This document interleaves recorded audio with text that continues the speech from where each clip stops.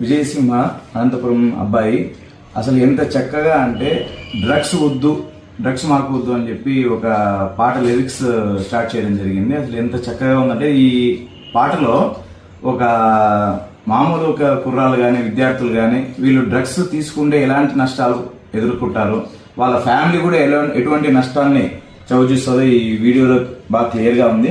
ఇతను సాఫ్ట్వేర్ ఇంజనీర్గా పనిచేస్తున్నాడు. ఒక సామాజిక దృక్పథంతో సమాజంలో జరిగేటువంటి రుగ్మతలు కానీ సమాజానికి ఏవైతే ప్రమాదకరంగా ఉంటాయో వాటిపైన చక్కని లిరిక్స్ రాసి ఆ వీడియోలు ప్రజల వద్దకు తీసుకెళ్తుంటాడు.